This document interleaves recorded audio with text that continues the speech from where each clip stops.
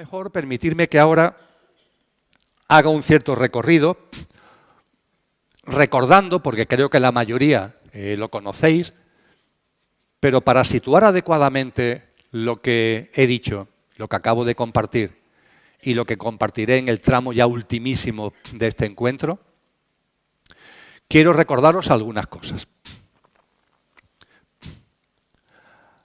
Nuestras almas llevan mucho camino recorrido. Y esta humanidad tiene mucho camino recorrido.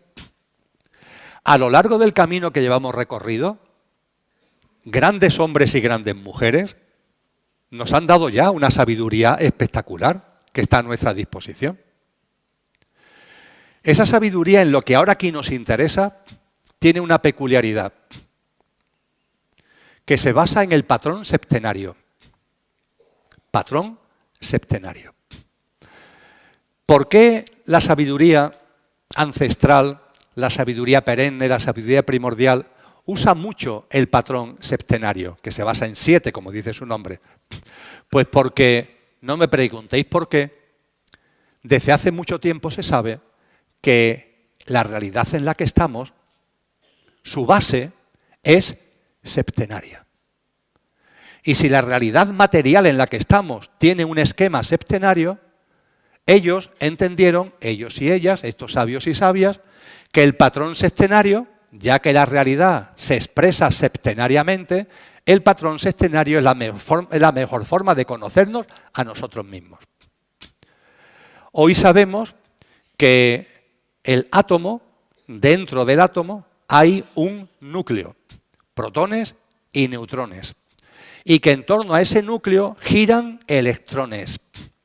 Hay electrones que giran más cerca, electrones que giran más lejos, como si fueran planetas, o que giran más lejos, o que giran más lejos. A esto se llaman los niveles atómicos. Y según los niveles atómicos del átomo, se configura la materia de una forma o de otra. ¿Cuál es el mayor número de niveles atómicos? Se dice estos circulitos que hay en torno al átomo por el que se mueven los electrones. ¿Cuál es el nivel máximo, la rotación máxima? 7. El número máximo de rotaciones posibles sobre el núcleo, como si fueran planetas, es el nivel atómico 7. La materia, en su íntima esencia, se expresa en el patrón septenario del 7. Los átomos se diferencian entre sí en función del nivel atómico de sus electrones. Y el nivel atómico de sus electrones, como mucho, es 7. Hoy sabemos que, además de la materia, hay otras cosas. Por ejemplo, parte de los rayos del Sol que no vemos tienen esa característica que se llaman las ondas de espectro. Y sabemos ya cuánta tipología, cuántas clases de onda de espectro hay. ¿Cuántas son? 7. Hoy ya conocemos la tabla de los elementos químicos, los 118 elementos químicos. Es la denominada tabla periódica de los elementos. Seguro que hemos oído hablar de ella, ¿verdad? ¿Por qué se llama periódica? Porque los elementos químicos se agrupan en periodos, entre comillas, en grupos, entre comillas. ¿Cuál es la estructura, el patrón básico de la tabla periódica de los elementos? 7. Incluso en la música, el patrón fundamental que se sigue, ¿cuál es? La octava musical. Pero la octava no es octava, es un patrón septenario. Do, re, mi, fa, sol, la, si, do. Sí, pero do estaba aquí ya. Este do ya es el comienzo de la siguiente escala. El patrón septenario, amigos y amigas, está en la realidad en la que vivimos, se expresa la realidad en la que vivimos. Por eso, antiguamente, cuando hablaban del conductor y del coche, no podían hablar del conductor y del coche porque no había coches. Pero es que además no se conformarían con dos partes del ser humano, la perecedera y la imperecedera, la apariencia, que es el coche, y la esencia, que es el conductor. Ellos nos dijeron que el ser humano está constituido de 7 componentes, 7 grandes componentes. 4 son del coche y 3 son del conductor. Los que son del coche, nuestro cuerpo vital, energético o etérico, porque tenemos todos vosotros y yo, tenemos un componente energético que está por debajo, por decirlo de alguna forma, del físico. Por eso, precisamente, en la acupuntura las agujas se clavan en la epidermis, sí, pero en sitios muy concretos de la epidermis. ¿En qué sitios? En los que impactan sobre la energía, los campos energéticos que tenemos debajo.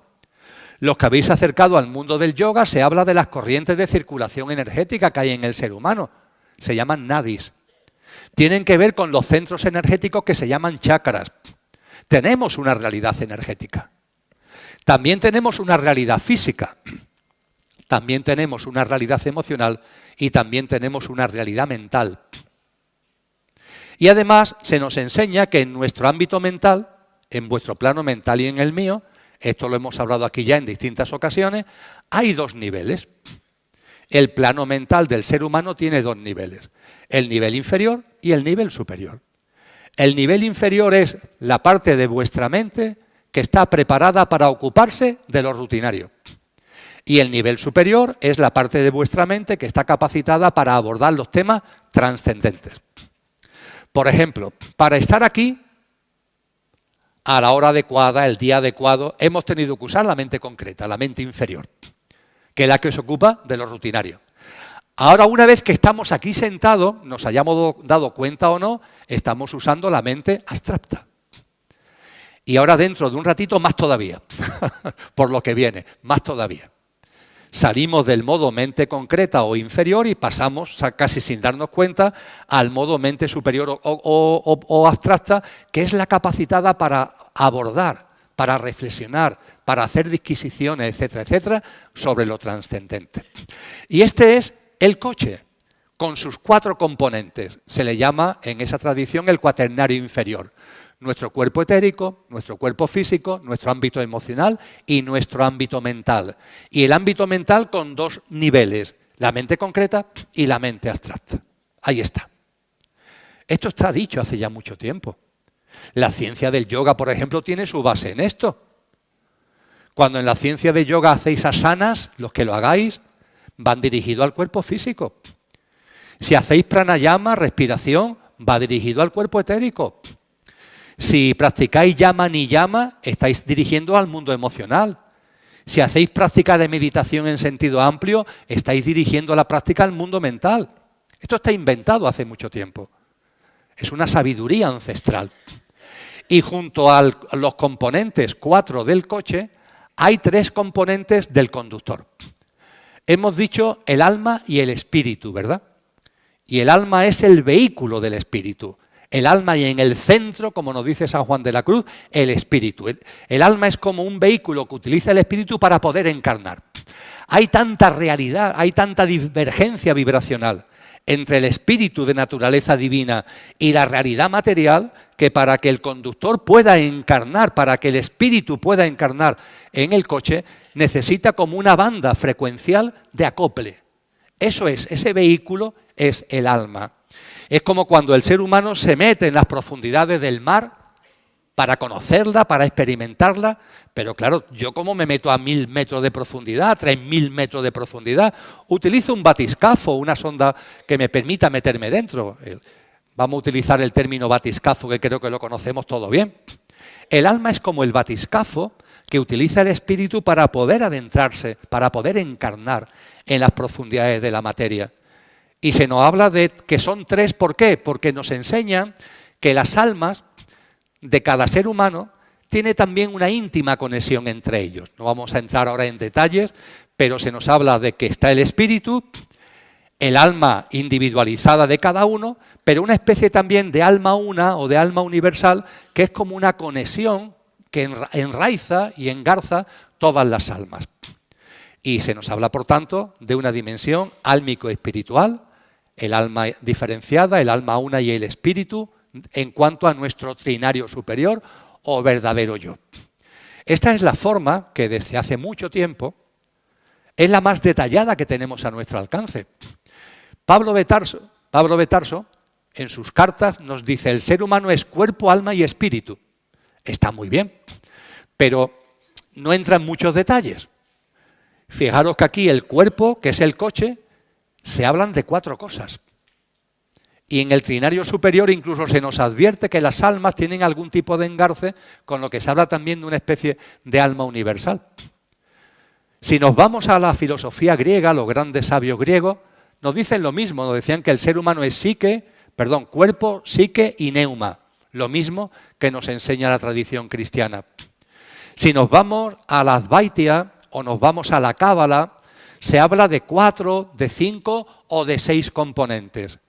Pero las tradiciones más potentes, más antiguas, nos hablan de 7, la constitución sextenaria del ser humano. Que es estupendo porque yo me miro a mí mismo y yo sé que en mi coche no es todo uno, sino que tengo distintas partes de mí. Sé que tengo un mundo mental que es distinto del mundo físico. Sé que tengo un mundo físico que es distinto del mundo emocional. Esto es importantísimo. Hay gente que lo olvida. Hay gente que se cree que el coche es todo uno. No, el coche tiene sus partes. Hombre, están interrelacionadas, pero cada cosa es cada cosa. De hecho, como tú tengas un sofocón emocional, por las circunstancias de la vida, eso no se puede sanar, eso no se puede armonizar yendo al gimnasio. En el gimnasio puedes hacer cosas con lo físico, lo emocional, por mucho que hagas pesas. Si hay un dolor por el fallecimiento de un ser querido, por mucho que hagas pesas, tu mundo emocional no se va a sintonizar haciendo pesas, pongamos por caso. Y esta información es maravillosa tenerla. Pero lo estoy sacando a colación porque la constitución sextenaria del ser humano también ha hecho que estas tradiciones nos digan cómo evoluciona la humanidad. La humanidad evoluciona también siguiendo un patrón sextenario. Esto es importante para saber dónde estamos ahora y qué es el surgimiento de la nueva humanidad. La humanidad también evoluciona conforme un patrón sextenario. Y fijaros qué maravilla, nos dice que en el cosmos, que puede haber muchas humanidades o pocas, no lo sé, pero no tenemos por qué ser los únicos. Las humanidades, el contenido de las humanidades, la evolución de las humanidades, no ya de la nuestra, sino de la humanidad como tal, de las humanidades como tal, sigue un patrón sextenario. Nos dice que cuando la humanidad surge, también aquí, lo primero es una humanidad donde el conductor encarna en un coche que solo tiene el componente etérico, solo tiene el componente energético. Lo físico, lo emocional y lo mental, mente concreta y mente abstracta, está latente, pero no patente. Diréis que hubo una fase de la humanidad en la que las dimensiones álmicas espirituales, posiblemente la vuestra y la mía, encarnamos y el contexto, el ser humano en el que encarnamos no tiene mundo físico, ni emocional, ni mental, sino que es puramente energético o etérico. Efectivamente. Eso las tradiciones lo llaman la humanidad polar. La humanidad polar. Fue el primer estadio evolutivo. Tiene sentido, porque como lo energético o etérico es como el sostén de todo, tiene sentido que la primera humanidad, aunque lo físico, lo emocional y lo mental, mente concreta y mente abstracta, estuviera ahí latente, pero no se hubiera hecho patente. Se nos dice que la humanidad polar va evolucionando para dar paso a una nueva humanidad.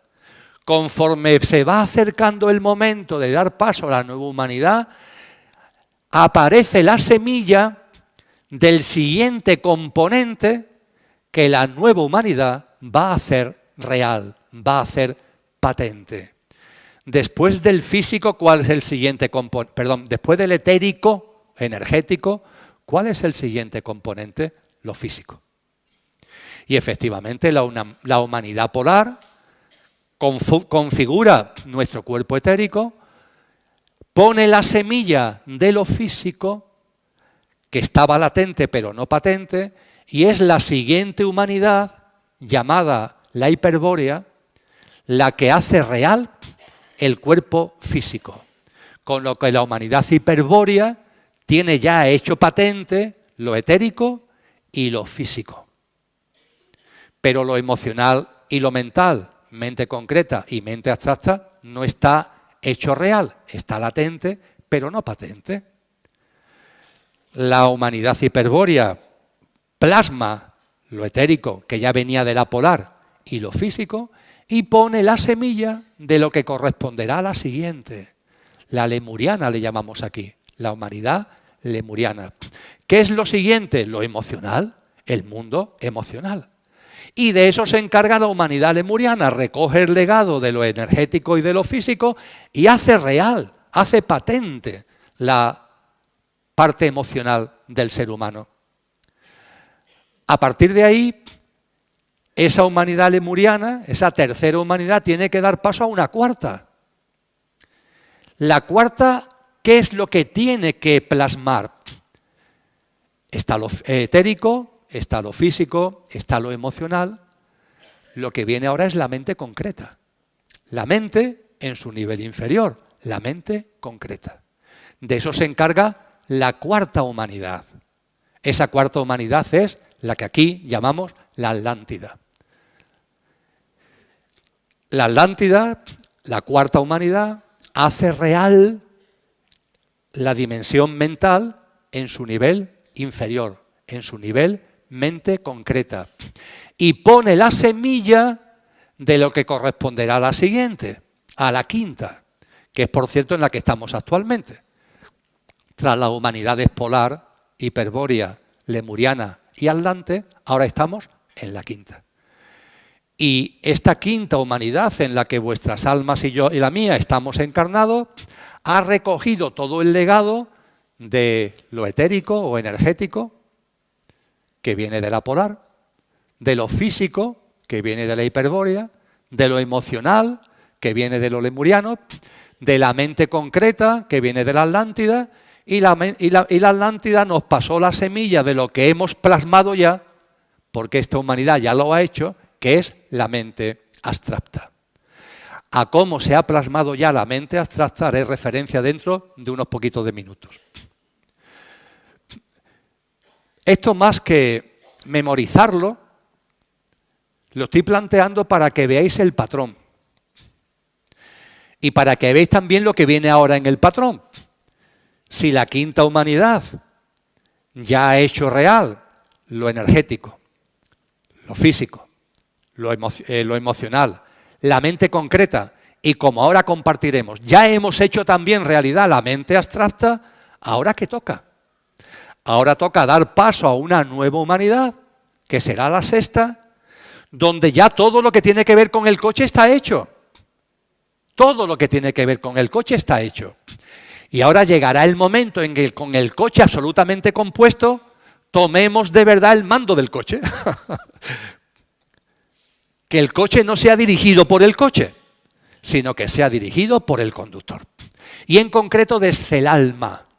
La sexta humanidad será una humanidad donde el coche tenga el mando consciente de lo que es nuestra alma, de las cualidades álmicas, de la naturaleza de nuestra alma. Y se nos dice que esto no será el final, porque el final del proceso evolutivo de la humanidad es cuando llegue la séptima. Volvemos al patrón sextenario. Porque la séptima, la humanidad, ya no es que viva desde el alma, vivirá desde el espíritu. Desde nuestra esencia divina. ¿Hemos escuchado hablar de traer el cielo a la tierra? Eso será la plasmación de traer el cielo a la tierra. En una realidad material viviremos desde nuestra esencia divina. Haremos real lo que, como nadie, ha anunciado Cristo Jesús. Fijaros que Cristo Jesús, cuando le daban nombre, Él nunca aceptó ningún nombre. Lo llamaban de muchas formas y Él hacía oídos sordos. No contestaba, miraba para otro lado o lo negaba. Lo llamaban rey de los judíos. Él no quería saber nada de eso. ¿Cuál fue el apelativo que Él reconoció? El Hijo del Hombre. Yo soy el Hijo del Hombre. Ese apelativo no lo negaba. Yo soy el Hijo del Hombre. ¿Qué es esto del Hijo del Hombre? Cristo nos estaba diciendo que Él estaba viviendo, encarnado hace 2000 años, como vosotros y yo, como la humanidad en su evolución, como fruto, estamos llamados a vivir. Él vivía ya como el fruto, como el hijo del proceso evolutivo humano. Yo estoy viviendo ahora como estáis llamados a vivir en el contexto del proceso evolutivo humano. La séptima humanidad vivirá con los patrones, haciendo suyo por completo todo lo que Cristo Jesús nos mostró. Pero bueno, la sexta humanidad todavía queda un rato, entre comillas. Esto escapa de la línea cronológica, no se puede poner en calendario. Ahora bien, lo que estamos compartiendo es que en estos momentos estamos en una quinta humanidad que ya ha hecho real la mente abstracta y que por tanto le corresponde poner la semilla y prepararse para la nueva humanidad, la sexta, que vivirá desde nuestras características, cualidades y valores álmicos, tomando un mando consciente del coche por primera vez en la historia de la humanidad. Será la primera humanidad, la primera, que ya no vivirá desde el coche, sino que vivirá desde el conductor. Habrá tomado el mando consciente del conductor. Por eso no habrá maldad, por eso no habrá egoísmo, por eso no habrá egocentrismo. Todo eso habrá pasado, nunca mejor dicho, a la historia. Habrá quedado atrás. Porque todas las personas encarnadas en esa nueva humanidad llevarán el mando consciente del coche. Y no serán coches locos, no serán zombies, no serán coches locos. Vivirán desde el mando consciente de lo álmico. Todavía no desde el espíritu, pero ya sí desde las cualidades de nuestra alma. Este recorrido es un recorrido precioso, que es la plasmación de la constitución sextenaria, ya no en el ser humano, sino en la humanidad. Por cierto, os recuerdo, porque alguno veo que lo estáis pensando, que he dicho los nombres de Polar, Hiperbórea, Lemuria, Atlante, y no he dicho el nombre de esta humanidad. Sé que algunos diréis, ¿y esta cómo se llama? Vamos a olvidarnos del nombre de esta humanidad, ¿vale? ¿Por qué? Porque los textos de hace miles de años la llaman Aria.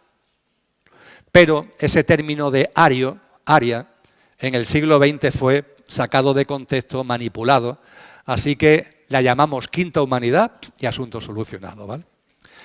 Y este proceso es un proceso limpio. Es decir, una humanidad no está llamada a sufrir. Es un proceso limpio, absolutamente limpio, puro. Vamos pasando de fase en fase, células que se van renovando, vamos creciendo. Cada humanidad con sus características, pero en un proceso evolutivo. Y no hay dolor, no hay sufrimiento. Y podemos decir, entonces, ¿aquí qué pasa? Porque aquí sí hay mucho dolor y hay mucho sufrimiento. ¿Qué es lo que pasa aquí? Mirad, nos decían los sabios hace mucho tiempo que en este discurrir evolutivo, que es perfecto, puede ser que haya humanidades en el universo, no lo sé, pero puede ser que haya humanidades que llevan este proceso evolutivo o lo hayan hecho ya de una forma limpia, de una forma natural, repito, sin dolor, sin sufrimiento. Y entonces a nosotros, ¿qué nos pasa? Los sabios nos decían, hay un momento álgido en este proceso. Fijaros, un ser humano que tiene la dimensión conductor en un cuerpo etérico. Ese cuerpo etérico está en absoluto contacto con las energías. Lo sobrenatural y lo trascendente no se computa como idea, es que se vive. Cuando tú no tienes una barrera física, tú estás en contacto con las energías de la naturaleza, con las energías del mundo. Eres uno, eres tú, pero vives en sinergia, vives en conexión. La humanidad polar era espiritual sin que ni siquiera pensara en lo espiritual. Lo era de manera absolutamente natural porque el coche tenía unas características energéticas, no tenía otra cosa, lo demás no existía todavía y no había como barreras. La siguiente humanidad es la humanidad hiperbórea. En la humanidad hiperbórea aparece lo físico. Pero ojo, es solamente lo físico. No hay un mundo emocional todavía, no hay un mundo mental todavía. Si reflexionáis al respecto, lo que nos va separando, por así decirlo, lo que va haciendo una barrera en nuestra evolución o lo que puede hacer de barrera, ¿qué es? El momento en el que corremos el riesgo de alejarnos, y eso tiene que ver con la mente. Por eso se habla en el Génesis del árbol del conocimiento del bien y del mal, porque es un momento álgido. La humanidad hiperbórea tenía un cuerpo físico, pero no tenía unos razonamientos, vivía de una forma natural en contacto con la naturaleza. La humanidad lemuriana tenía mundo emocional, pero vivía desde ese mundo emocional igualmente muy en sintonía con la naturaleza. Se nos dice en los textos antiguos que manejaban los idiomas de las aves, tenían una conexión astral, quizás sea la palabra más adecuada, en su relación con el mundo. ¿Dónde llega el punto álgido? Cuando aparece la mente. Porque la mente es un instrumento muy valioso, pero ojo, te separa. La mente hace que empieces a tener autoconsciencia de yo, absoluta. Evidentemente, en las humanidades anteriores había seres humanos, pero no había esta percepción tan marcada del yo que aparece con la mente. Eso es un fruto de la evolución, el yo es un fruto de la evolución, pero ojo, también puede convertirse en un obstáculo. Cuando aparece la mente concreta, que es en la Atlántida, la mente concreta, su surgimiento debe ir unida a que rápidamente se ponga la semilla de lo que corresponde a la siguiente humanidad, que es la mente abstracta.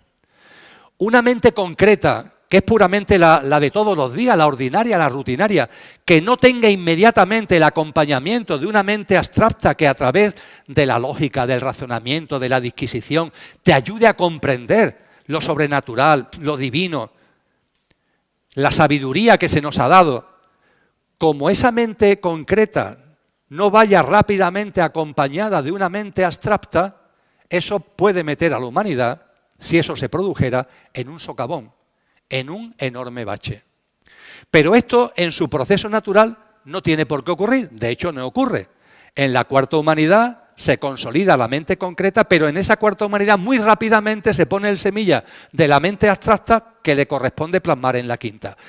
No hay como un gap temporal importante entre la aparición de la mente concreta que te rompe de la conexión natural con lo sobrenatural y con lo espiritual, sino que aparece muy rápidamente la mente abstracta que, repito una vez más, a través de la disquisición, a través del entendimiento, a través del discernimiento, te ayuda a comprender las grandes realidades. Pero aquí en este planeta, ¿qué sucedió? Que esta evolución natural se rompe. Es vuestra historia, es la mía. Aquí se rompe. Lo que es un proceso limpio, como he dicho varias veces, se ha roto. Y se rompe porque la humanidad atlante, la plasmación de la mente concreta, se impulsa, se acelera abruptamente cuando todavía quedaba mucho para que se pudiera poner la semilla de la mente abstracta. Es decir, hay una interferencia externa que lo que debe ser una especie de vagones de tren que van como concadenados, se rompe esa cadena y entre la aparición de la mente concreta, la plasmación de la mente concreta y la aparición de la semilla de la mente abstracta, se hace un gran agujero. Esto es lo que vosotros y yo conocemos como el pecado original. El pecado original tiene que ver precisamente con esto. Y yo sé que es un término una expresión, pecado original, que a la mayoría de la gente hace que salga corriendo. Dios mío, este hombre no va a hablar del pecado original. Pues sí, vamos a hablar del pecado original, porque es muy importante para entender lo que estamos viviendo en estos momentos. ¿Qué es eso del pecado original? Mirad, en el cosmos hay muchas formas de vida. Pero no solamente hay muchas formas de vida físicas, hay dimensiones espirituales. Los ángeles existen. Los arcángeles existen. Si seguimos utilizando la terminología cristiana, los principados, las virtudes, las potestades, los tronos, los querubines, los serafines, existen. Estos son nombres que nos hemos puesto nosotros. Pero hay otras dimensiones en el universo, de mayor frecuencia vibracional, que son habitadas por seres cuya constitución tiene que ver con esa frecuencia vibracional. En el mundo de los ángeles son coche y conductor, igual que vosotros y que yo. Ahora bien, el coche de los ángeles es muy sutil. Y desde luego está bajo el mando del conductor. La frecuencia vibracional ayuda a ello. Conforme vamos subiendo, esto es más así. Pero en todas las formas de vida, en todas esas dimensiones espirituales, hay formas de vida y hay seres. En esas dimensiones, la dinámica, la lógica, es vivir en sintonía con el sentido de la vida.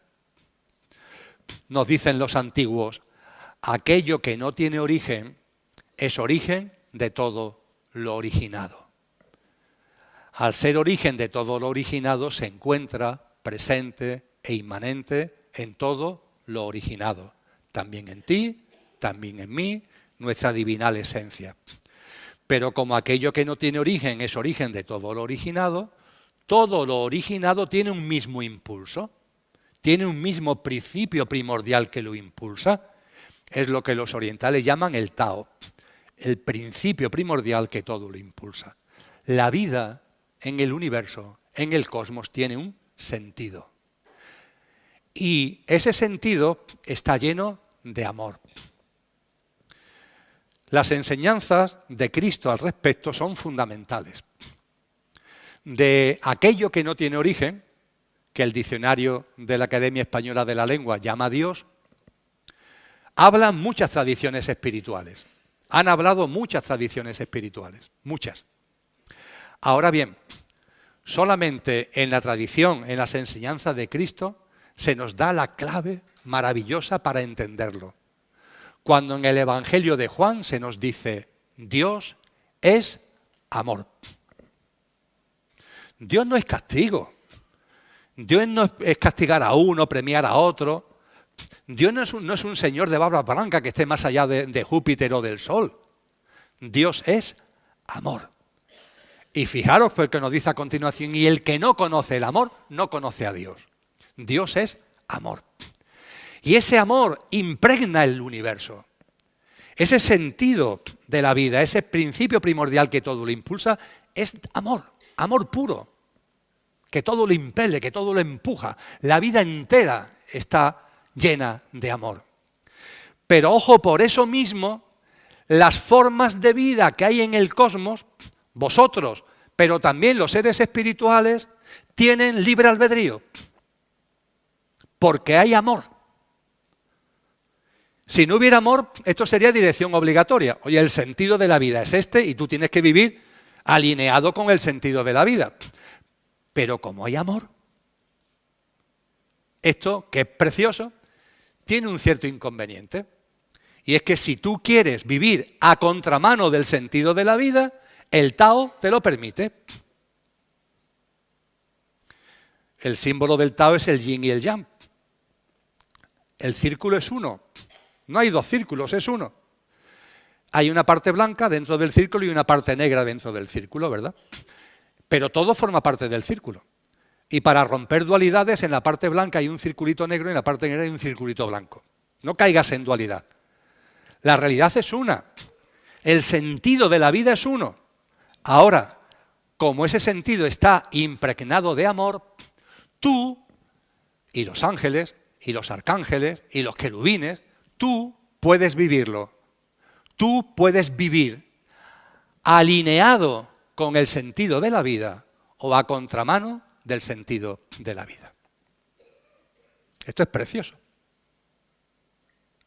Y vosotros y yo tenemos esa libertad para vivir alineados, en sintonía, en armonía con el sentido de la vida. Vivir alineados con el sentido de la vida es reverenciarla en todas sus manifestaciones. Es alabar a aquello que lo ha creado, que es Dios, el Padre. Vivir alineado con el sentido de la vida es vivir en consistencia con la que la vida es, respetándola, haciéndola nuestra, cuidándola, cuidando a todas las formas de vida porque todos formamos parte de la misma vida. Pero ojo, podemos vivir a contramano de la vida. ¿Y vivir a contramano de la vida qué es lo que significa? Pues que lo importante no es la vida, eres tú. ¿Y ese tú qué es? El coche. Porque el conductor no puede olvidarse de lo que es. El conductor es álmico espiritual. El conductor tiene la divinal esencia. Es imposible que la divinal esencia sea parte del sentido de la vida. Cuando hay un apartamiento del sentido de la vida, significa que estás viviendo en modo coche. Cuando a Galileo Galilei la Inquisición le mete mano porque decía que la Tierra no es el centro del universo.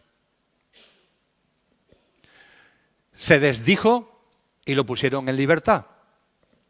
Ah, perdón, me he equivocado. Claro que sí, la Tierra es el centro del universo y todo lo demás se mueve en torno a la Tierra.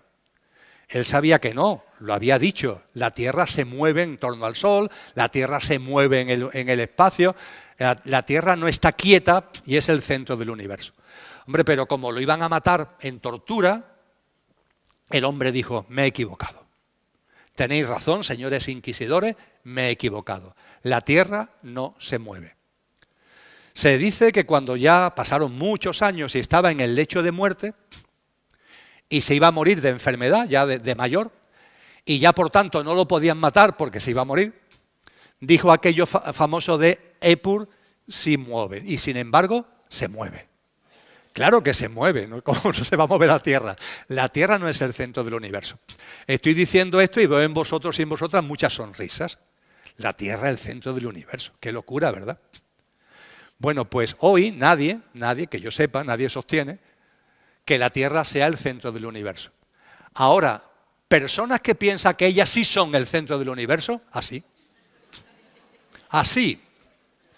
La Tierra no, pero yo sí, ¿eh? Yo sí. Yo sí.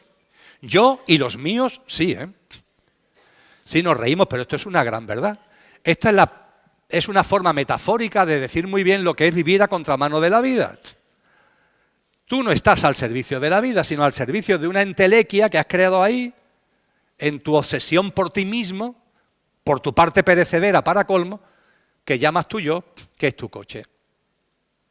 Esto en inglés tiene una expresión preciosa. Me, myself and I. Yo y yo. Y ya os digo, en el colmo de generosidad, yo y los míos.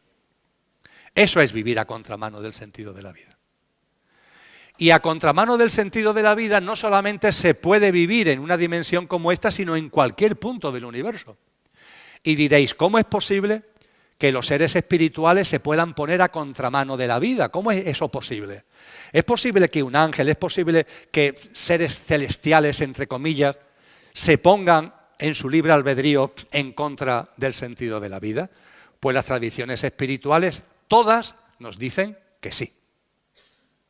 Todas nos dicen que hay seres espirituales, son espirituales porque su cuerpo su forma es espiritual, que se han puesto a contramano de la vida. ¿Y cómo un ser espiritual se puede poner a contramano de la vida si no tiene una densidad física, emocional? Por la última frontera de la espiritualidad, que aquí, en distinta escala, podemos percibir. ¿Cuál es la última frontera de la espiritualidad? La soberbia, el orgullo, el engreimiento. A lo largo de la historia de la humanidad, y ahora eso lo tenemos delante, porque personas que evolucionan espiritualmente llegan a esa última frontera y sucumben.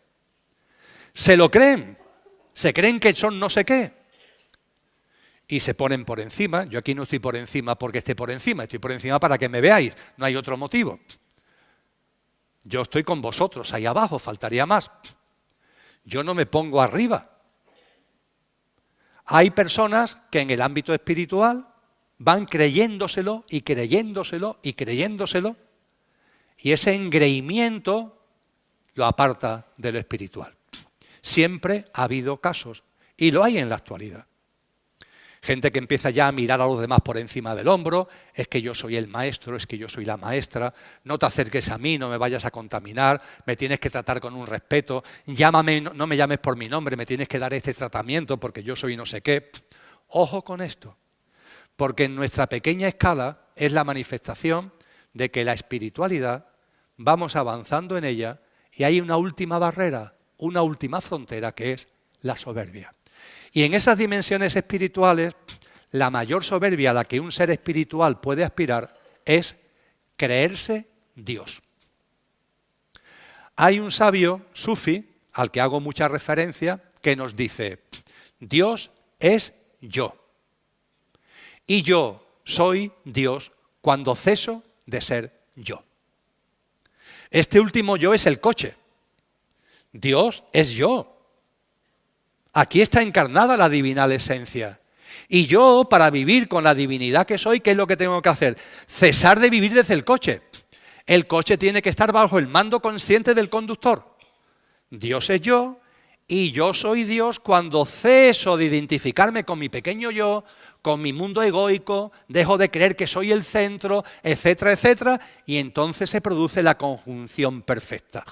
La vuelta al hogar, por decirlo de alguna manera, a la que todos estamos llamados como el hijo pródigo de la parábola de Jesús.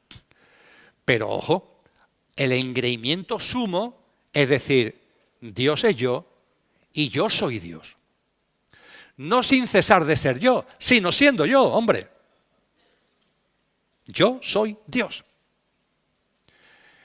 Los seres espirituales tienen, por la última frontera, que es la soberbia, la posibilidad, en su libre albedrío, de ponerse contramano de la vida, creyendo que pueden ser Dios sin cesar de ser ellos. Y esto es lo que nos enseñan las tradiciones que ocurre, que ha ocurrido. Nos hablan de un querubín, es uno de los grados más altos. Un querubín que es como el que encabeza ese engreimiento. Ese querubín es el que le llamamos actualmente Satanás, en la tradición occidental, en la tradición cristiana. Nos dicen también que hay en el mundo de las potestades, de los principados, quien se suma a ese movimiento de soberbia y de orgullo. En particular, se nos habla de Lucifer y de Ahriman, principado y potestad. Y se nos dice que también se le suman un número considerable de ángeles, que también aspiran a que esa divinidad la puedan plasmar desde ellos mismos, sin cesar de ser ellos en esa arrogancia y en esa soberbia. Estoy siendo muy sintético, pero estoy transmitiendo que en los mundos espirituales, también en libre albedrío, se puede vivir a contramano del sentido de la vida, y eso tiene que ver con la soberbia y la arrogancia y pretender vivir desde uno mismo, desde la propia divinidad, como si fuéramos Dios. Cuando los seres espirituales se ponen a contramano de la vida, ¿qué le pasa? No dejan de ser seres espirituales. Cuando un ser humano mata a otra persona, asesina vilmente a otra persona, no deja de ser físicamente un ser humano. Si no, la policía lo tendría muy fácil, ¿no? Si los asesinos se transformaran, le salieran, yo qué sé, cosas por la cabeza, 4 brazos, yo qué sé, se descuajeringaran, pues entonces sería muy fácil identificar a los asesinos. Pero no, una persona puede ser un asesino en serie y vas por la calle y eres uno más. Los seres espirituales no se transforman, no dejan de ser espirituales porque caigan en la soberbia. Pero su estado de conciencia cae vibracionalmente. La vibración se viene abajo.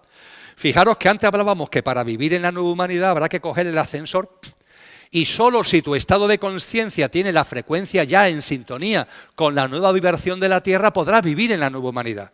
Pues aquí pasa lo mismo, pero a la inversa.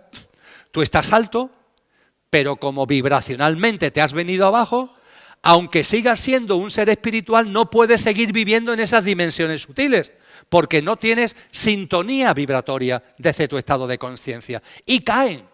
Por eso se le llama ángeles caídos, caen. ¿Dónde caen? Caen a un mundo, que es el inframundo que está en este plano, donde sí tienen sintonía. Su bajón vibracional tiene sintonía con una parte de este plano, que es el inframundo. Y aquí están. Y al estar aquí, ellos quieren ser como Dios. Quieren ser Dios. Y para ser Dios necesitan quienes le reverencien, quienes les adoren, quienes vivan bajo sus dictados, con su visión de las cosas, con sus pautas y sus patrones de vida, con sus hábitos y comportamientos. los que ellos quieren para que de esa forma los estemos reverenciando y los estemos adorando. Y esos seres caídos, esos seres espirituales caídos con Satanás a la cabeza, son los que al inicio de la Atlántida, interfieren en un proceso que es limpio, donde no ha lugar a dolor ni sufrimiento ninguno, pero ellos interfieren porque quieren ser como Dios, están aquí y ven en nosotros ese rebaño que quiere que lo adoremos, que lo reverenciemos y que vivamos bajo sus dictados y bajo sus pautas de vida. Adán y Eva, amigos y amigas, no son un hombre y una mujer. Lo adámico es una fase de la Atlántida. La humanidad adámica es la primera generación atlante. No era el momento todavía de que la mente concreta se hiciera realidad. Tendría que esperar un poco todavía en el proceso evolutivo atlante. Y cuando se hiciera realidad la mente concreta, debería estar ya muy cerca el momento de la aparición de la semilla de la mente abstracta. ¿Qué es lo que hacen los seres espirituales involutivos? Meten la mente concreta en el ser humano muy pronto, abruptamente. Teóricamente, para hacernos un favor, pero realmente no nos hacen un favor. Nos sacan de la evolución natural que deberíamos seguir. Si os vais al Génesis y repasáis lo que Satanás, la serpiente, le dice a Eva, es que lo dice con toda claridad. Le habla del árbol del conocimiento, que es la mente concreta, la dualista, la que divide lo bueno, lo malo. La humanidad todavía no está preparado para eso, no puede hacer lo suyo. Y sobre todo no puede acercarse a esto cuando aún le queda mucho para que la mente abstracta, aunque sea en semilla, empiece a aparecer. Pero al principio de la Atlántida, en la humanidad adámica, hay una interferencia y eso es lo que se llama pecado original. Y el ser humano, de una forma masiva, esa humanidad adámica de una forma masiva, se cree esas mentiras. Le dice el libro del Génesis Satanás a la mujer, le dice a Eva, Dios no quiere que comas de ese árbol, porque si comes de ese árbol, serás como Dios. Serás como Dios. Esa soberbia que antes hablábamos, esa plasmación de la soberbia de ser como Dios, aparece claramente en el libro del Génesis. El pecado original es una interferencia involutiva que se lleva a cabo en la primera generación adámica, que la humanidad hace suya mayoritariamente, no en su totalidad, pero sí en una gran parte, de ahí el mito de Caín, de Abel, pero sí en una gran parte, y cuando aparece la mente concreta, pero la mente abstracta todavía le quedan millones de años, ¿qué es lo que sucede? Que te pierdes. Se ha roto la conexión natural con lo sobrenatural. Y no tienes el instrumento para que desde la mente abstracta puedas tener esa conexión. Y es como un desierto, se genera como un desierto inmenso, de mucho tiempo, donde la humanidad camina con la mente concreta ya, pero todavía queda mucho para que aparezca la semilla de la mente abstracta. ¿Y esto qué pasa? ¿Qué sucede? Que nos alejamos de Dios. El término pecado significa precisamente eso. Ese término pecado tiene un origen que es griego clásico. Y literalmente significa tirar una flecha y que la flecha, en lugar de darle la diana, se aleja. Eso es el peccatum, eso es el pecado, el alejamiento. Pero claro, el alejamiento tiene un problema. No solo es que te alejes porque la flecha no da en la diana, es que la flecha sigue para adelante. Con lo cual te alejas cada vez más. Eso significa que ya no solamente la primera generación adelante, sino las que fueron viniendo después, fueron en una dinámica donde mayoritariamente el alejamiento fue cada vez mayor, cada vez mayor. ¿Por qué se le llama pecado? Porque es alejamiento de lo divino, de lo sobrenatural. ¿Por qué se le llama original? Porque es el alejamiento de los alejamientos. Todos los demás alejamientos tienen como consecuencia ese alejamiento primario. ¿Y por qué pasa de padres a hijos? Algo que en las religiones dogmatizadas cuesta mucho trabajo explicar. ¿Yo qué tengo que ver con lo que hicieron mis abuelos? No. Es que eso de padres a hijos es una metáfora porque se te está diciendo que tú, desde lo que realmente eres, te has alejado, has participado de ese alejamiento.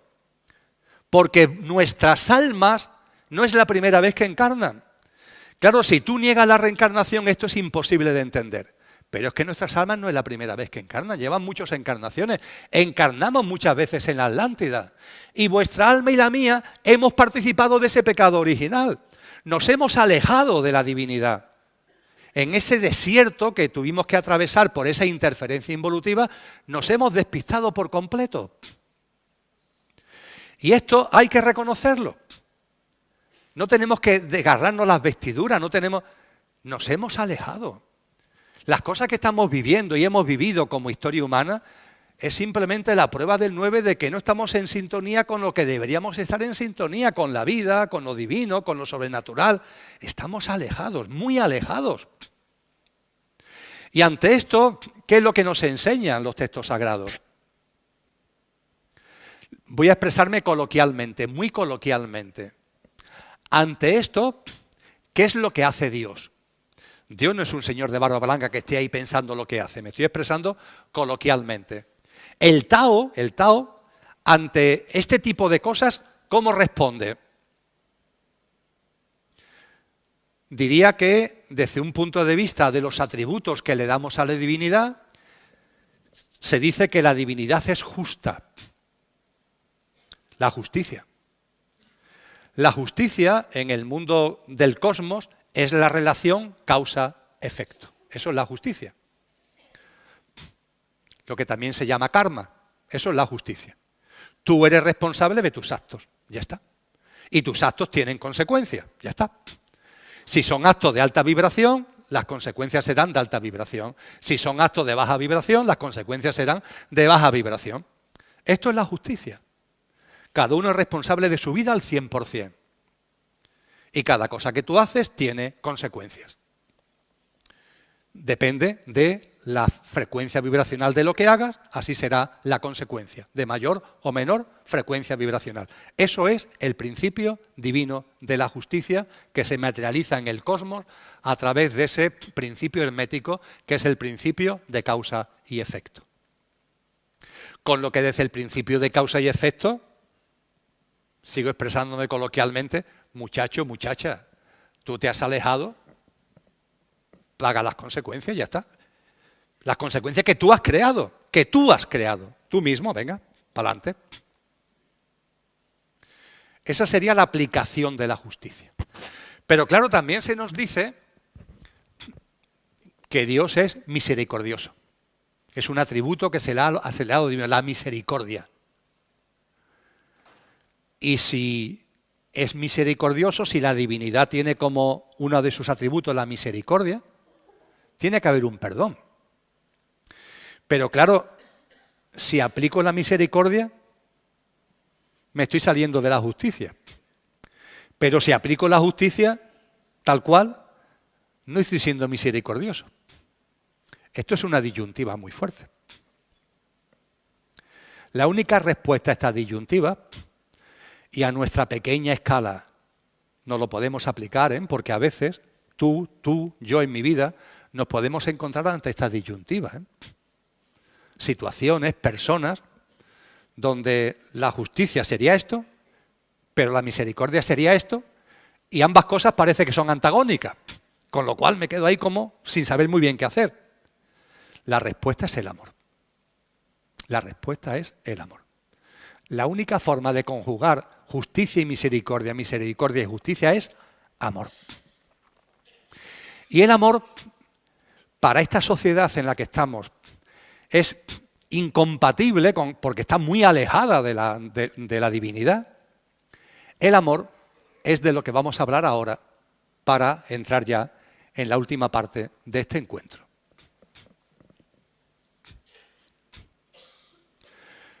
Con el pecado original, ¿qué es lo que se pierde? Una humanidad que evolucionaba de forma natural. en los textos cristianos se lo describe diciendo que era una humanidad que evolucionaba de manera perfecta. Una humanidad perfecta. Paso a paso, constitución sextenaria, patrón sextenario, una evolución. Se pierde un ser humano perfecto. A partir de ahí, para aplicar la misericordia y la justicia desde el amor, hace falta un acto de amor para que haya una vida perfecta que se ofrece como rescate de la vida perfecta que se ha perdido. La palabra rescate la conocemos todos, ¿no? Hay un secuestro y se pide un rescate. El valor del rescate tiene que ir en consonancia con el valor de lo que se ha secuestrado y se va a devolver. Cuenta la historia que en las controversias de las cruzadas los musulmanes atraparon al rey de Francia, San Luis, rey de Francia. Y el musulmán, el Saladino creo que se llamaba, pidió un rescate inmenso, claro, porque era el rey de Francia. Tanto es así que el Estado francés, la corona francesa, no tenía dinero suficiente y el Temple, los templarios, pagaron el rescate inmenso del rey de Francia. ¿Por qué era inmenso el rescate? Porque lo que había que rescatar tenía mucho valor. Lo entendemos, ¿verdad? Aquí, amigos y amigas, estamos hablando de un escenario donde hay que rescatar lo que se ha perdido. Y lo que se ha perdido es una vida perfecta. Lo que se pierde con el pecado original es una vida perfecta. Y para ello se tiene que dar como rescate una vida perfecta. Esa es la conjunción de la misericordia y de la justicia en clave de amor. ¿Y de dónde diantre sale aquí que nos hemos alejado de una vida perfecta?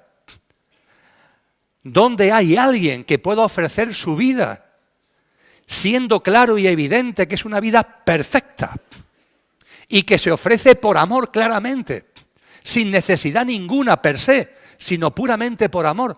¿De dónde se saca eso?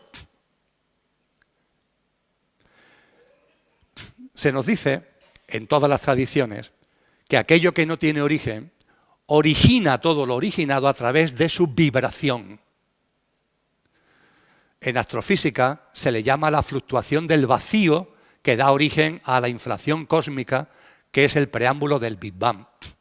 En las tradiciones orientales se habla de la emanación, de la vibración, que desde lo divino es una fuerza creadora que es lo que permite que aquello que no tiene origen origine todo lo originado.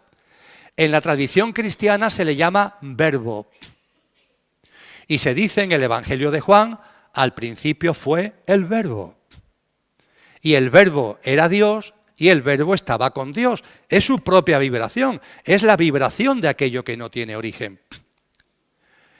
También lo podemos llamar la vibración pura y primigenia. El nombre es lo de menos.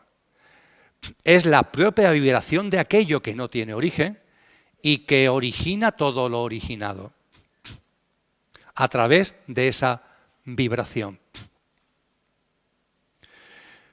Esto no se puede entender, lo que voy a decir ahora, si no nos vamos a las tradiciones más antiguas. Por ejemplo, en el hinduismo.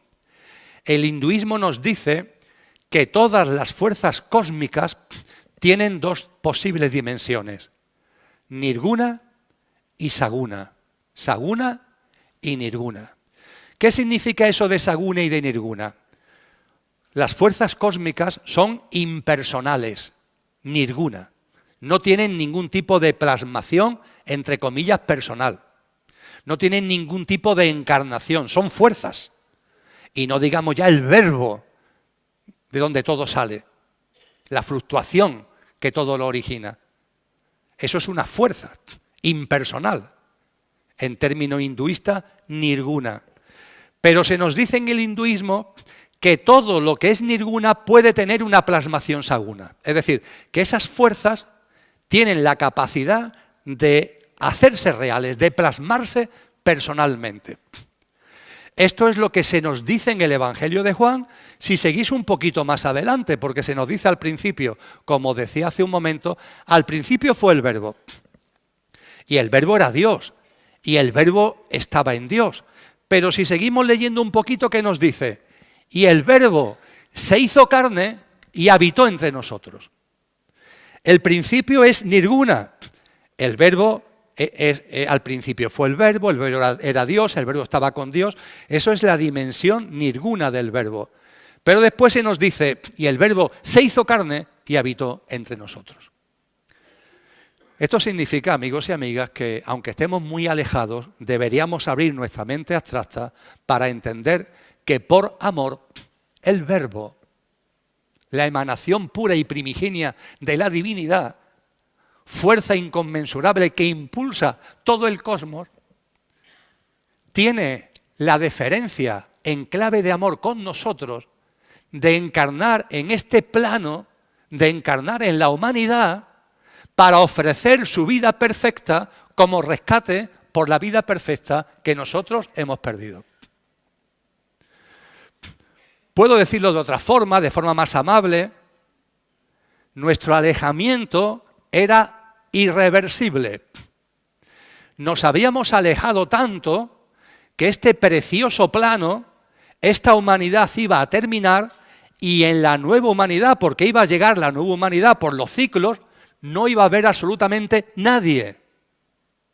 Las almas se habían alejado. No al principio, sino al principio y después, durante muchísimo tiempo. Un alejamiento tremendo, en el que tenemos que reconocer que seguimos. Todo este tipo de cosas nos cuesta mucho trabajo entenderlo. Hay algo en nuestro interior a lo mejor que nos está diciendo sí. Pero cuando uno se aleja mucho, mucho, mucho, se hace muy cuesta arriba. Y es espectacular. No me creéis a mí. Atender a estos textos sagrados.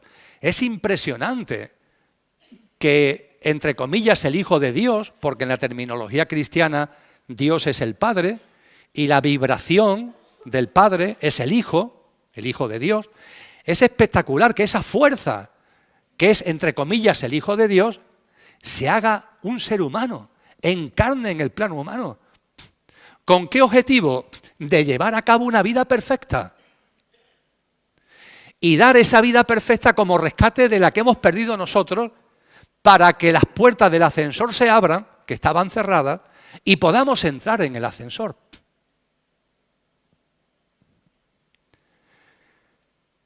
Y este rescate tenía un precio muy alto, ¿eh? Dar una vida perfecta. No me extraña que cuando Jesús de Nazaret, una enorme alma, la más esplendorosa que ha encarnado jamás en la historia de la humanidad, está en condiciones de recibir esa fuerza crística, de que esa fuerza crística se encarne en él. Es lo que en los evangelios cristianos se narra en el bautizo del río Jordán. Es el momento simbólico en el que en esa gran alma que había plasmado todo su potencial, tenía 29 años, ¡plaf! Es el marco adecuado, es la persona adecuada, el alma adecuada para que lo crístico por fin pueda encarnar.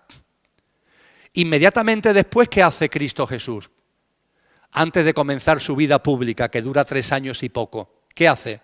Se va al desierto, 40 días y 40 noches, para prepararse para la vida que va a llevar después de enseñanza, etcétera, etcétera. Y finalmente de pasión y de muerte física. Él lo sabía perfectamente desde el principio. Y se retira durante 40 días para prepararse para todo ello. Y nos narran 3 de los evangelios, no 1 sino 3, cómo estando en el desierto se le presenta a Satanás. En persona. ¿Qué intenta Satanás? Satanás hace un desesperado intento de nublar a Cristo Jesús, de confundir a Cristo Jesús. Porque sabe que como no lo confunda y Cristo Jesús plasme la misión que ha traído, va a abrir las puertas del rescate, va a posibilitar lo que ya Satanás daba por hecho que estaba conseguido, el atrapar a la humanidad y que cuando aparezca el nuevo ciclo humano ni una sola alma esté en disposición por su estado de conciencia de disfrutar de ese nuevo ciclo humano. Y Satanás hace un desesperado intento, son las famosas tentaciones. Os recuerdo una porque es muy llamativa. Dicen los evangelios que Satanás hace que Cristo Jesús vea todos los poderes y riquezas que hay en el planeta. Y le dice Satanás a Cristo Jesús, todos estos poderes, todas estas riquezas serán tuyos si te postras ante mí. Serán tuyos si te postras ante mí. Su afán de ser como Dios, si te postras ante mí, todos estos poderes y riquezas serán tuyos. Y ojo, porque dice algo durísimo. Dice, y todo esto te lo puedo dar porque me ha sido dado. ¿Quién diantres le ha dado a Satanás todos los poderes y riquezas? Nosotros, nosotros, con nuestro alejamiento, con nuestra forma de vida, con nuestras creencias absurdas, materialistas, egoístas, egocéntricas. Nosotros le hemos dado todos los poderes y riquezas de este mundo. Y Él los reparte a aquellos que se postran ante Él conscientemente. Esa élite es involutiva. Los que están de verdad ahí, que yo no sé ni sus nombres, no me atrevo a dar nombres porque creo que es algo todavía tan escondido que no me atrevo a dar ni nombres. Esas personas que están ahí de verdad manejando el sistema socioeconómico posiblemente no sean nombres que conozcamos todavía. Y están postrados ante Satanás, reverenciándolo conscientemente, lo adoran, hacen prácticas satánicas. Algunas noticias que a veces salen de temas de sacrificio de niños, no sé qué, posiblemente tengan que ver con este tipo de prácticas satánicas. Los baños de sangre, todo lo que es lo más nauseabundo y de menor dimensión, de menor frecuencia vibracional. Estos que se han postrado ante Satanás. Y Satanás le puede ofrecer a Cristo lo que le ofrece porque se lo hemos dado, no lo olvidemos nunca, es que se lo hemos dado. Quizás sea el momento de quitárselo. Pero para eso tenemos que empoderarnos, como decía al principio. Para eso tenemos que poner en valor lo que somos. No llenarnos de miedo. ¡Ah, qué miedo! Miedo ninguno, tenemos la divinal esencia. Ya está bien de víctima, ya está bien de derrotismo. Vamos a poner en valor lo que realmente somos. Y Cristo Jesús, por supuesto, no cae en la confusión de Satanás. Y Cristo Jesús sigue su vida. Una vida que tenía que terminar de dos formas. Primero, siendo perfecta. Y segundo, demostrando sin ningún tipo de duda que era perfecta. ¿No os habéis preguntado alguna vez cuando en Semana Santa o algunos continuamente recordamos la pasión de Cristo? Lo retrata muy bien, pero moderadamente, porque fue todavía mucho más doloroso, la pasión de Cristo de la película de Mel Gibson, dirigida por Mel Gibson. Se acerca. No llega, porque las imágenes de lo que hicieron con Cristo, la forma que tuvieron de torturarlo, tener en cuenta que es una persona ejemplar. Es el amor mismo. No hace otra cosa que el bien en sus obras, en sus pensamientos, en sus enseñanzas. Y sin embargo, se le calumnia, se le injuria, se le castiga, se le detiene. Y se le quiere matar en tortura, crucificado.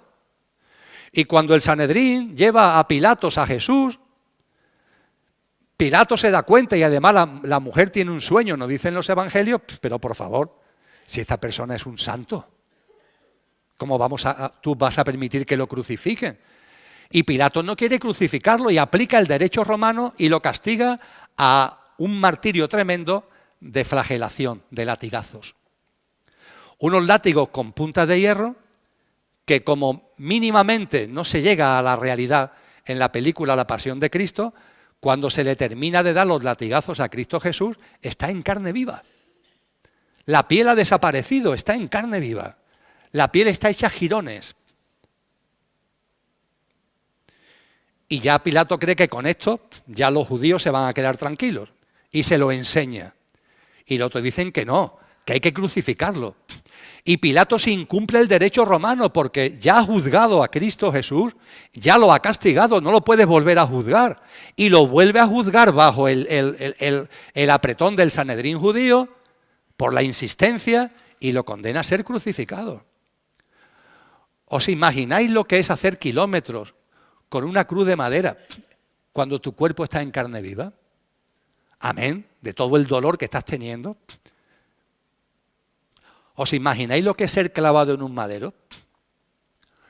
¿Os imagináis cuando estás clavado al madero? Hay una tendencia del cuerpo a irse hacia abajo, pero te asfixias.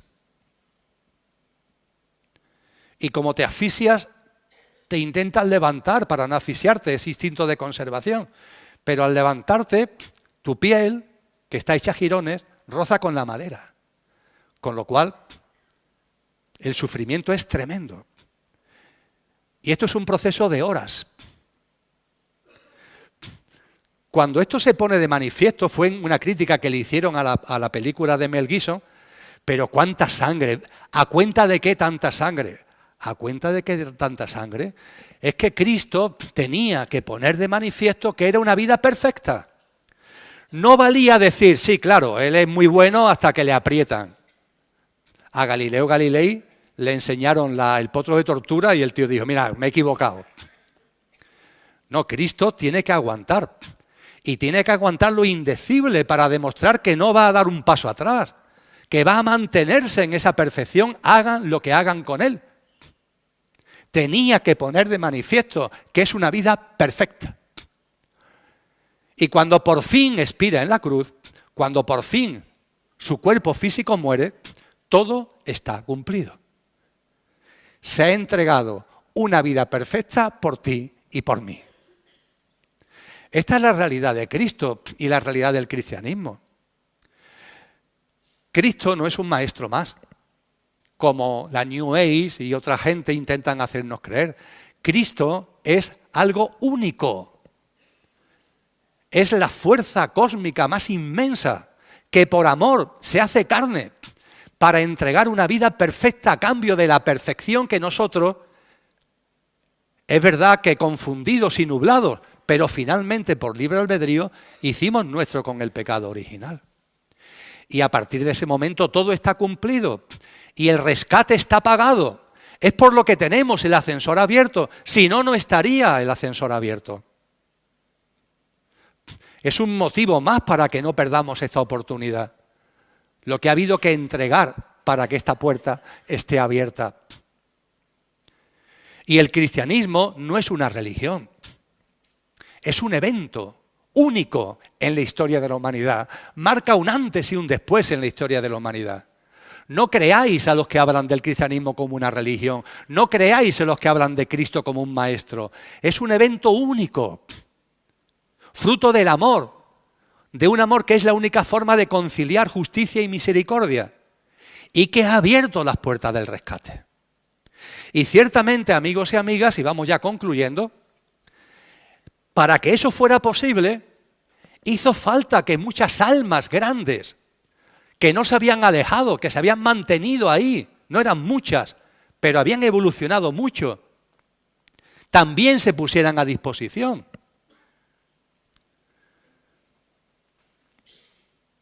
Ese alma maravillosa que era que encarnó en Buda Gautama. Esas almas maravillosas que encarnaron en Parménides, en Pitágoras, en Sócrates, en Laoset, en Zoroastro. Un conjunto de almas que entre el siglo VI y el siglo I-II antes de Cristo encarnan para preparar el terreno. Están preparando el terreno, están configurando las condiciones de conciencia. Gracias a ello la mente abstracta se abre en la humanidad. Es lo que en filosofía se llama la era axial, el momento en el que estos grandes personajes traen algo nuevo a la conciencia humana. La mente abstracta que se abre. Esas personas que nos enseñan a utilizar la disquisición, la reflexión, la lógica, el discernimiento para acercarnos a lo sobrenatural. Esto que estamos hablando aquí no sería posible si no fuera gracias a ellos. Y ellos desarrollan lo que podemos denominar estas grandes almas que preceden a Jesús, desarrollan el plan cósmico. Quedaros con esta denominación, el plan cósmico. Y cuando el plan cósmico está hecho, es el momento en el que lo crístico llega a este planeta, lo hace en la mayor alma que había encarnado jamás, fruto de un proceso evolutivo en este plano, que había llegado a una grandeza impresionante, el alma de Jesús de Nazaret, y ya con el terreno preparado, encarna en Jesús de Nazaret. Y Jesús se transforma en Cristo Jesús, de Jesús a Cristo. Y lo que hemos compartido acerca de la encarnación de Cristo, de la encarnación del Verbo, lo que son sus enseñanzas y lo que es el rescate, es el plan de salvación. Y el plan cósmico va de la mano del plan de salvación y es el preámbulo del plan de salvación. El ejemplo que pongo para que lo entendáis es un grado universitario. En mis tiempos se llamaba una licenciatura universitaria. Ahora ya le cambiaron el nombre y se llama grado. En mi época, cuando yo estudié economía, la licenciatura eran 5 años, ahora son 4. Da igual que sean 5 o 4 para el ejemplo que voy a poner. Mirad, yo durante muchos años, 31, he sido profesor universitario, dando clases de economía política, fundamentalmente en la Facultad de Derecho de la Universidad de Sevilla, en una asignatura que se daba en segundo, llamada Economía Política y Financiera. Y he impartido docencia durante 31 años. Me encantaba, siempre me ha gustado, hasta que ya llegó el momento de dejar esa vida a un lado. Y me gustaba especialmente darle clase de economía a los abogados. Esta sensación maravillosa que pintas la curva de demanda en la pizarra y se te desmayan. Como vienen de letras, entre comillas, ¿cómo enseño economía sin curvas, Dios mío? ¿Cómo enseño economía sin funciones matemáticas?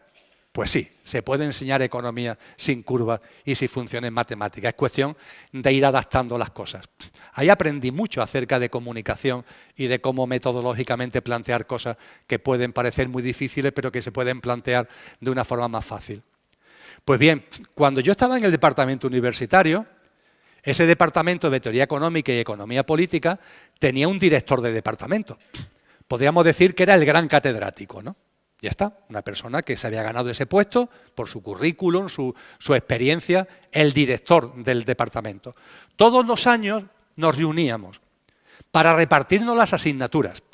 El departamento daba economía en ciencias económicas y empresariales, sección económica, sección empresariales, en graduado social, en arquitectura, en ciencias del trabajo, en la facultad de Derecho. Es decir, el mismo departamento daba asignaturas de economía en muchas facultades distintas.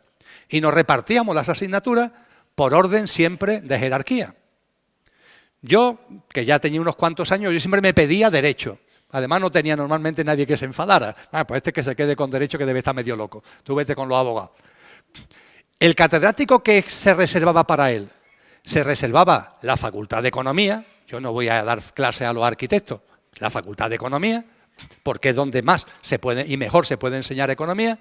Y en el curso más elevado, si hay 5 años, como fue en mis tiempos, el catedrático daba clase de teoría económica y economía en 5º curso. Cuando comenzaban las clases, el catedrático repetía lo que los profesores habían enseñado en 1º, 2º, 3º o 4º. No, daba por hecho que si estás en 5º, todo esto ya lo sabes. Esto es muy importante para entender las enseñanzas de Cristo. Cristo, salvando las distancias, es como el catedrático number 1 que da clases en el último curso. Pero ojo, da por sabido lo que han enseñado los profesores anteriores. Es decir, Cristo, que lo que enseña en el último curso es el plan de salvación, da por hecho que sabemos el plan cósmico que han enseñado todos los profesores anteriores, las grandes almas que han enseñado anteriormente. Por eso Cristo no repite lo que ya está enseñado. Cuando Cristo dice, nadie sabe ni el día ni la hora, Evangelio de Mateo 24, como decía antes, no tiene que explicarlo. ¿Por qué? Porque está explicado. Lo explicaron los grandes sabios griegos. Una cosa es kairos y otra cosa es cronos. Cronos es el tiempo material, pero los tiempos espirituales no saben de cronómetro ni de calendario. Son tiempos que van de otra forma distinta, son flexibles, se aceleran o se desaceleran. ¿Y cuándo vamos a llegar a la catarata? No lo puedes poner en tiempo cronológico porque es imposible. Jesús lo dice, pero no tiene que explicarlo. La reencarnación Es que Cristo no habla de la reencarnación, es que la reencarnación está súper explicada ya. Ha habido ya muchos profesores que nos han hablado de la reencarnación durante los cursos anteriores. Ahora bien, él lo pone de manifiesto. A mí me gusta recordar ese milagro, va Jesús con sus discípulos y se encuentran con una persona que es ciega. Pero ojo, ciega de nacimiento, de nacimiento. No por enfermedad, no por accidente, de nacimiento. Y los discípulos le preguntan, maestro, ¿esta persona por qué es ciega? ¿Es por su culpa? ¿Cómo que por su culpa? Si es de nacimiento, ¿de qué culpa estamos hablando? Está hablando de karma. Los discípulos le están diciendo, ¿esta persona es ciega por su karma? Es decir, ¿es ciega en esta vida porque está, entre comillas, plasmando por causa y efecto cosas de vidas anteriores? Que le preguntan por el karma de esa persona que es ciega de nacimiento. Pero la respuesta de Jesús es preciosa, porque le dice, no, no es por su karma, es por su dharma. Teoría pura de la reencarnación. Le dice, no, no, no es por su culpa. Él ha elegido nacer así para dar testimonio de la divinidad. Propósito de vida, dharma. Él ha elegido ese contexto de haber nacido así para que de esa forma no se distraiga, no se entretenga como suele pasar y a ver si con este formato, es capaz de sacar todo el jugo a lo que verdaderamente es. Es un diálogo impecable. Están hablando de karma, de dharma. Lo explican, es que no tienen que explicarlo, es que ya está explicado en los cursos anteriores. A los amigos y amigas, desde el mayor cariño, que estudian teología cristiana, no es posible, no hay una teología cristiana. Es un imposible. La teología cristiana tiene que incardinarse con el plan cósmico. Y por cierto, el plan cósmico no tiene posibilidad de entenderse si no es con su complemento del catedrático número 1 en el último curso, que es el plan de salvación. Si no, el plan cósmico se te queda cojo. Va todo de la mano. Es una preparación del terreno álmico, es algo maravilloso y todo para que las puertas del rescate estén abiertas para ti y para mí. Una vida perfecta, que tuvo que demostrar fehacientemente que por mucho que lo torturaran, por mucho que lo martirizaran, por mucho que le hicieran todo tipo de atrocidades, no iba a dar marcha atrás. Una vida perfecta. Porque se trataba de pagar el rescate por la vida perfecta que nosotros desde el pecado original y cada vez más hemos ido perdiendo. Pues bien, amigos y amigas, aquí estamos. Nadie sabe ni el día ni la hora, pero hay una fragancia de que el ascensor tiene las puertas abiertas y quizás no le quede mucho para subir. Y estamos todos invitados. Ahora bien, la invitación tenemos que ganárnoslas cada uno. Nada de lo que tiene que ver con este mundo está invitado. Nada. Por favor, tenedlo muy en cuenta, nada. Ni el egoísmo, ni el egocentrismo, ni el materialismo, ni el economicismo, ni el antropocentrismo, ni el especismo, ni todos los ismos, ni la deshumanización, ni la desnaturalización. Nada de eso está invitado. Nada de eso puede entrar en el ascensor. Nada. Tú sí estás invitado. Yo también estoy invitado. Todos estamos invitados. Pero se trata de que esa invitación la hagamos real. Y amigos y amigas, tenemos que nacer de nuevo. Es el mensaje más importante que nos da Cristo. Esta Navidad satánica que acabamos de conmemorar, ¿qué es satánica? Cristo, Jesús de Nazaret, no nace en invierno. Los pastores no pueden estar a intemperie en aquella zona en invierno, no puede ser, porque las temperaturas son muy bajas. Todos los datos apuntan que nació entre junio y octubre. Pero es que lo de menos es cuando nace Jesús de Nazaret. Lo importante de la enseñanza de Jesús es la natividad. Esa natividad que Él nos dice, nos reclama, nos convoca. Tenéis que nacer de nuevo. Se lo dice a Nicodemo, al rabí judío Nicodemo. Hay que nacer de nuevo. Y Nicodemo le pregunta despistado, ¿pero yo cómo puedo volver al vientre de mi madre? Y le dice Jesús a Nicodemo, tú eres un rabí judío y no sabes de lo que te estoy hablando. Hay que nacer de nuevo. Tenemos que nacer de nuevo del agua y del Espíritu. Nacer de nuevo del agua y del Espíritu tiene una dimensión individual, la tuya y la mía. Ya está bien, hombre. ¿Cuánto tiempo vas a seguir viviendo bajo las prácticas, bajo los sistemas de creencia, consumismo, estrés, ansiedad, desprecio por la vida, desprecio por tus semejantes, arrogancia, soberbia, querer llevar razón, estar siempre ahí como el magistrado de la vida, esto está bien, esto está mal, esto me gusta, esto no me gusta? ¿Cuándo vamos a dejar de actuar de esa manera? Tenemos que morir a esa vida, hay que morir para nacer en vida a esa nueva vida, hay que nacer de nuevo, amigos y amigas. Nacer de nuevo es ser buena gente, ser nuestra mejor versión. Que de instante en instante hagamos realidad lo que somos. Platón, en su diálogo con Sócrates en la República, al final nos recuerda: almas pasajeras, que es lo que tú eres, lo que yo soy, almas pasajeras, vais a volver a encarnar. Y la virtud estará a vuestro alcance. Que la hagáis vuestra o la despreciéis depende solo de vosotros, porque Dios es inocente. Dios es inocente, la virtud está a nuestro alcance. Vamos a hacerla nuestra de una vez. Tengo la sensación que a lo mejor estoy hablando de esto con personas que ya no tengo que hablaros de esto. Pero bueno, también esto es un vídeo que van a ver mucha gente que lo mismo, modestamente, sí le puede venir bien este llamamiento a nacer de nuevo. Si no nacemos de nuevo, somos zombies, ya está. Gente que se cree que vive, pero no vive, sobrevive. Estas personas que toda su obsesión es vivir más años. Hombre, vamos a ver, yo no quiero desencarnar ya. Oye, pero tampoco estoy obsesionado por estar aquí 200 años. Este privilegio que tenemos de encarnar y de desencarnar es magnífico. Es la forma de que nuestra alma evolucione más. Sería un poco pesado ser Emilio durante muchos siglos. Hoy soy Emilio, desencarno y ahora voy a ser una chica, rubia, ojos azules, nórdica. Es una broma. Es decir, las reencarnaciones te van dando, cambia de época, cambia de familia, cambia de geografía, cambia de cultura, te van dando un juego que el alma va eligiendo para facilitar nuestra evolución. Pues no, claro, el que está muerto en vida, el zombi, aferrado al coche, quiere estar en el coche el mayor tiempo posible porque como cree que no hay nada más, todo el tiempo que está en el coche le parece poco. Son zombies, que además buscan entretenerse y distraerse para olvidar la mentira existencial en la que viven. Una auténtica mentira, una vida despreciable en todos los sentidos. Una vida que no es capaz de darse cuenta que esto es un infierno, porque el alejamiento de este mundo lo ha convertido en un infierno.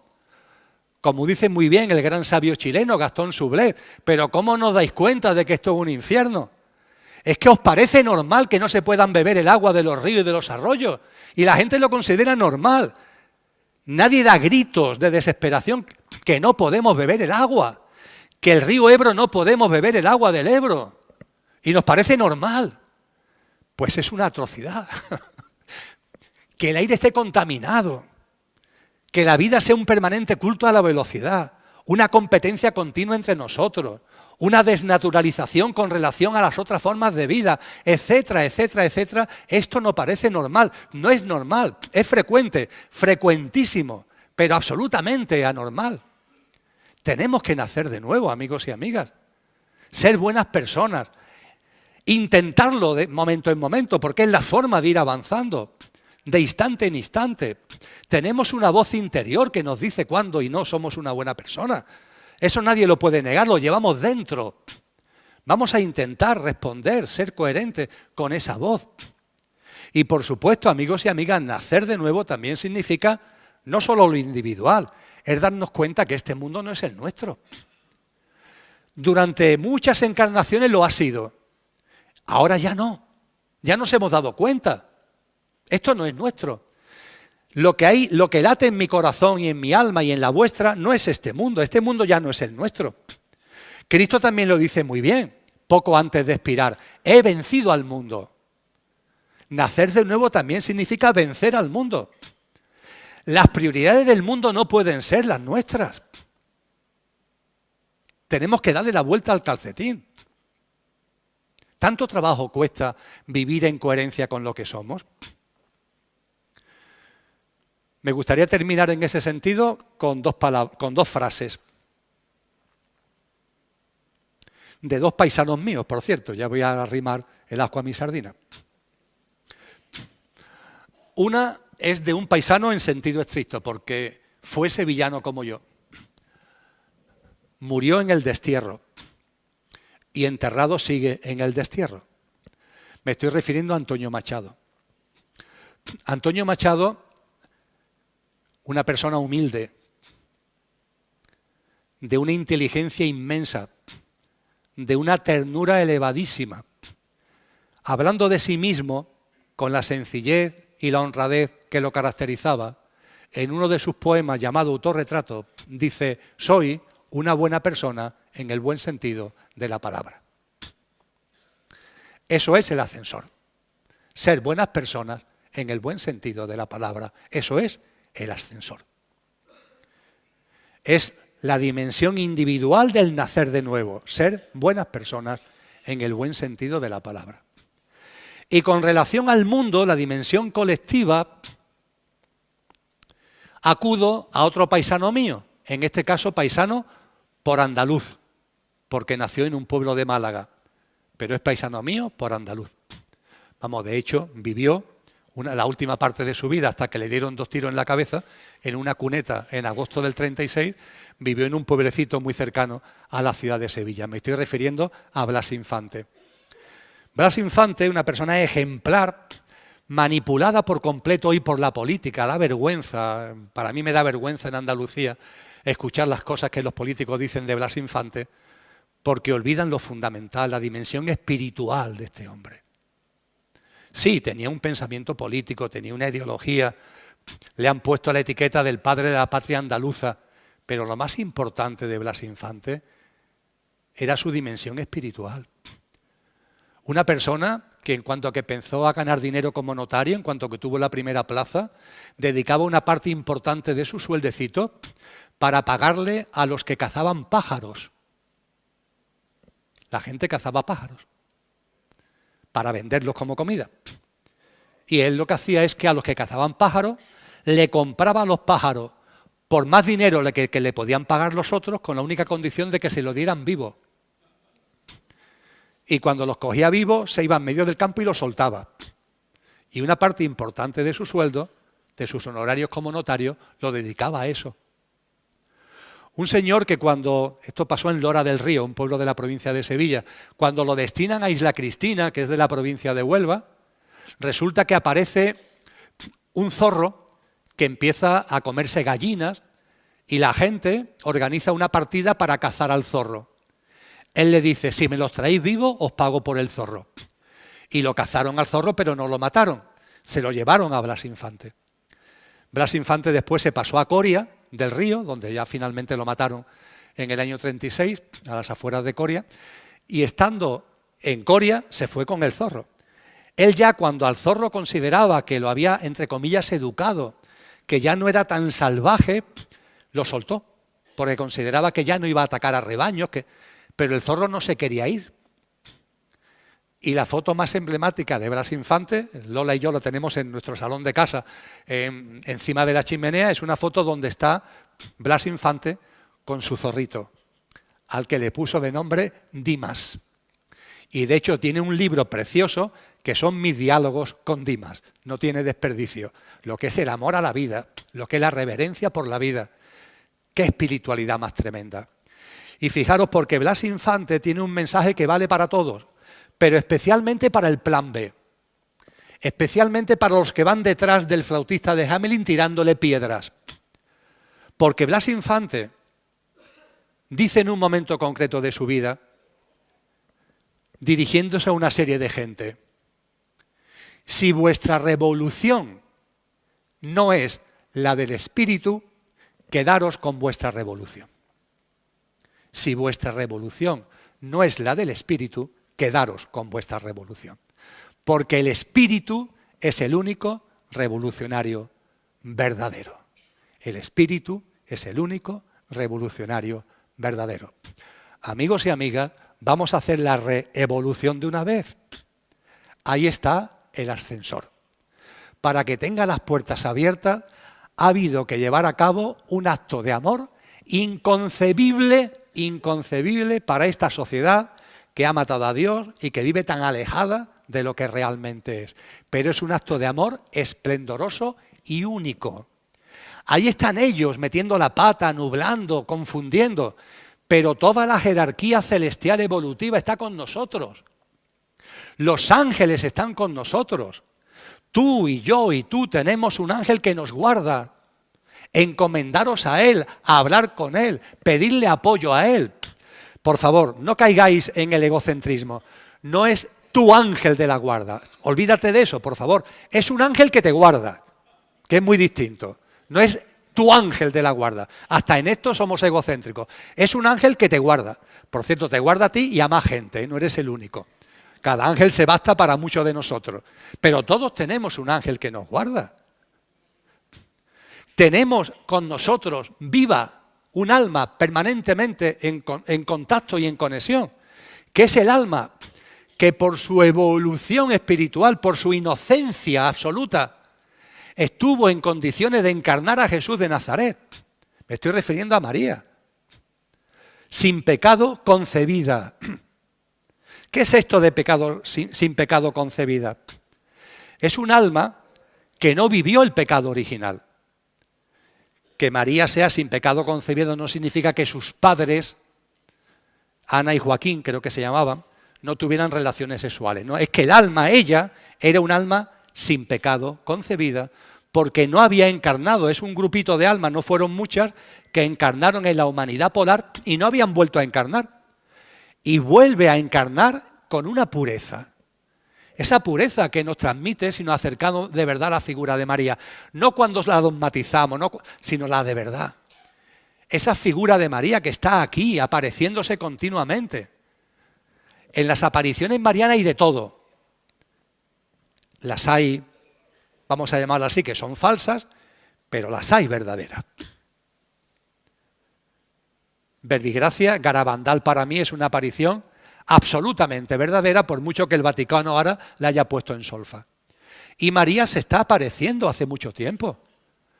Y María se está apareciendo para hacernos llegar de que estamos llegando a este momento en donde el horizonte del inicio de la nueva humanidad está ahí. Y María está a nuestra disposición como madre, que siendo madre de Cristo, también es madre nuestra, acudir a María. Yo no digo que recéis el rosario, hablar con ella, pedirle protección, pedirle apoyo. Pero por favor, no para que os toque la lotería espiritual. Si alguno tiene duda de que tiene él, tú, yo, tenemos fuerza más que suficiente por nuestra divinal esencia para vivir lo que van a ser estos años y lo que vendrá después, cuando el nuevo orden mundial sea una realidad, cuando el triunfo de la bestia sea una realidad, que no tengamos miedo, que lo vivamos con confianza, con alegría, con compasión. Y si alguno tiene duda, que tire de su ángel que le guarda, que tire, entre comillas, perdonadme la expresión de María, que estamos muy bien acompañados, que tenemos la jerarquía celestial con nosotros, que si Cristo ha sido capaz de llevar este acto de amor tan inmenso, como cuando está llegando el momento del día de Ilorache no vamos a tener ese acompañamiento privilegiado, siempre lógicamente que nos abramos a Él. Y la mejor forma, y concluyo, y concluimos, muchos lo sabéis, como todos los años, la mejor forma de entrar por la puerta grande en ese ascensor es ternura y alegría. Y como la alegría es enormemente importante, vamos a terminar, querida Carmen, con la canción de la alegría. Muchísimas gracias.